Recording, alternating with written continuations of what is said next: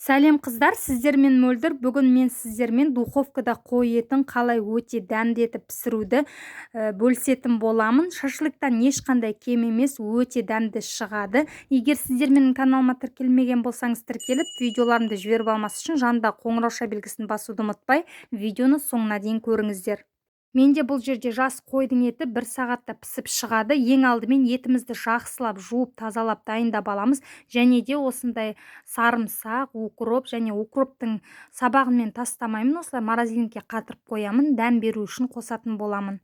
Бұл жерде менде тұз, на косточке приправасы, қара бұрыш, кориандр, паприка және де кептірілген аскөк. Қалауыңызша кез келген осындай дәмдеуіштерді қоса берсеңіздер болады. Барлығында мен шамамен жарты ас қасықтан салдым. Содан кейін аскөкті және де сарымсақты ұсақтап турап қосатын боламыз. Бұл жердегі басты дәм беруші біздің соя тұздығы. Соя тұздығы етке әдемі қышқыл дәм береді. Бірақ тұзды қатты көп қоспаңыздар, себебі ащы болып кетуі мүмкін. Соя тұздығын қосқанда етке ащы, сондай бір жақсы дәм беретін болады. Барлығын араластырып болған соң бетін жауып, жақсы маринадталу үшін кем дегенде 2 сағатқа тоңазытқышқа қоямыз. Жанына мен картопты да қостым. Сіздер қалауыңызша сәбіз, тағы да басқа көкөністерді қоссаңыздар болады. Картопқа сұйық май және аздаған тұз сеуіп араластырып алдым. Осының барлығын мен осындай арнайы пісіруге арналған пакетте жасаймын. Егер ондай болмаса, сіздер противен үстін майлап, противенге де жасай берсеңіздер болады. Мінекей, менің етім тоңазытқышта 4-5 сағат қатарынан тұрып жақсы маринадталды. Енді мен осылай картопты да бірге салып жіберемін.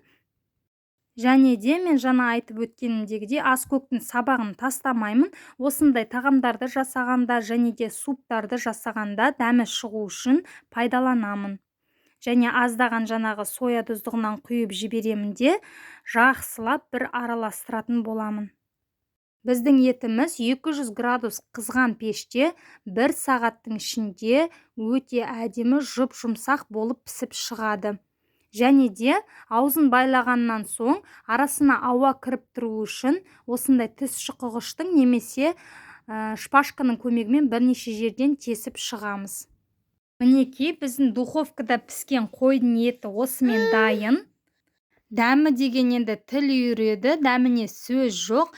Ешқандай да шашлыктан кем емес. Сіздер де міндетті түрде жасап көріңіздер. Және де менің видеом ұнап жатса, лайк басып, маған комментарий қалдыруды ұмытпаңыздар. Келесі видеоларда кездескенше сау болыңыздар. Назарларыңызға көп рахмет.